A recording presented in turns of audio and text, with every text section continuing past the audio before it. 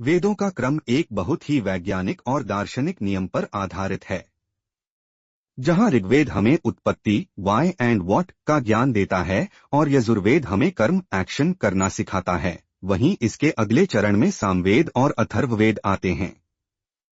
यह पूरा क्रम शून्य से लेकर पूर्णता तक की यात्रा है। आइए आज के भाग में समझते हैं सामवेद और अथर्ववेद के वैज्ञानिक और व्यावहारिक पहलुओं को।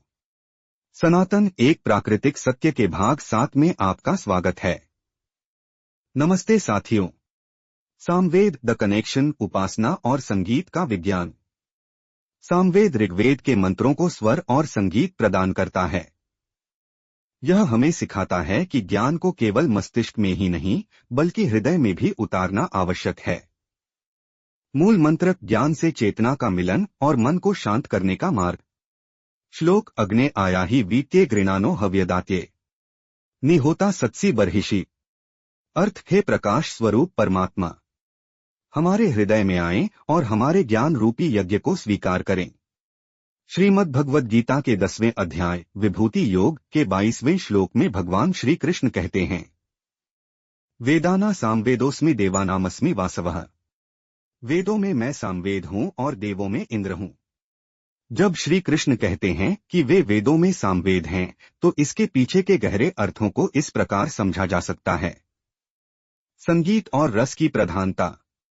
ऋग्वेद में ज्ञान है, यजुर्वेद में कर्म है, लेकिन सामवेद में उपासना और संगीत है। सामवेद के मंत्रों को गाया जाता है। भगवान को शुष्क ज्ञान के बजाय प्रेम, भाव और मधुर संगीत अधिक प्रिय है।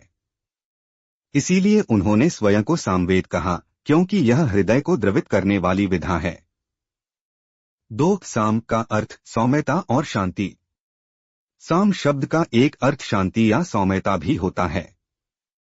सामवेद के मंत्रों का गान मन को परम शांति प्रदान करता है। कृष्ण आनंद के देवता हैं और सामवेद आनंद और शांति का संचार करने वाला वेद है। 3 ऋग्वेद का मधुर रूप। कहा जाता है कि ऋचा साम यानी ऋग्वेद की ऋचाएं जब संगीत के साथ पिरोई जाती हैं तो वे साम बन जाती हैं। जैसे शरीर में प्राण श्रेष्ठ हैं, वैसे ही वेदों में उनका गान। 4 आध्यात्मिक महत्व। सामवेद को वेदों का सार भी कहा जाता है। यज्ञों के समय उद्गाता, सामवेद का ज्ञाता, जब मधुर स्वर में सामगान करता है तो वह वातावरण को दिव्य बना देता है। कृष्ण उस दिव्यता और उस आकर्षण का प्रतीक हैं। श्री कृष्ण का यह कथन दर्शाता है कि ईश्वर केवल कठोर नियमों या मंत्रों में नहीं बल्कि लय, प्रेम और मधुर भक्ति में वास करते हैं। जिस प्रकार सामवेद वेदों में सबसे मधुर है, उसी प्रकार कृष्ण समस्त सृष्टि के सौंदर्य और माधुर्य का केंद्र हैं। प्राचीन काल में ध्वनि, साउंड फ्रीक्वेंसीज और संगीत का उपयोग करके आंतरिक शांति प्राप्त की जाती थी और ब्रह्मांडीय ऊर्जा से जुड़ाव महसूस किया जाता था।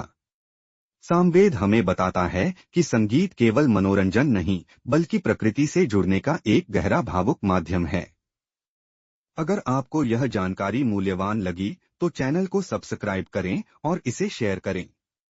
यह आपके लिए निःशुल्क है, लेकिन इससे हमारा मनोबल बढ़ता है।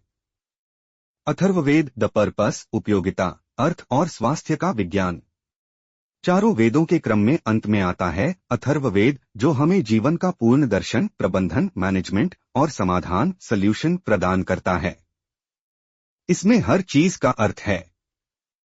सृजन क्यों हुआ और इसका समापन कैसे होगा। मूल मंत्र उपयोगिता, आरोग्य और प्रकृति के साथ तालमेल। श्लोक पश्येम शरदः शतम जीवेम शरदः शतम। अर्थ हम 100 वर्षों तक देखें, 100 वर्षों तक जीवित रहें, पूर्ण स्वास्थ्य और चेतना के साथ। माता भूमिः पुत्रोः पृथिव्याः, भूमि मेरी माता है, मैं पृथ्वी का पुत्र हूँ।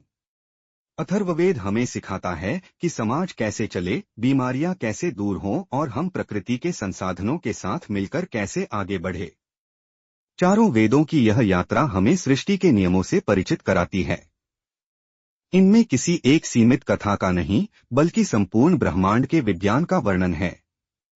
यह जानकारी न केवल धार्मिक दृष्टि से बल्कि तार्किक और वैज्ञानिक दृष्टि से भी बहुत मूल्यवान है। तब तक आप स्वस्थ रहें और प्रकृति का ध्यान रखें। क्योंकि प्रकृति ही सनातन है, सनातन ही प्रकृति है। बोलिए आदि न अंत, जय सनातन। वेदों का क्रम एक बहुत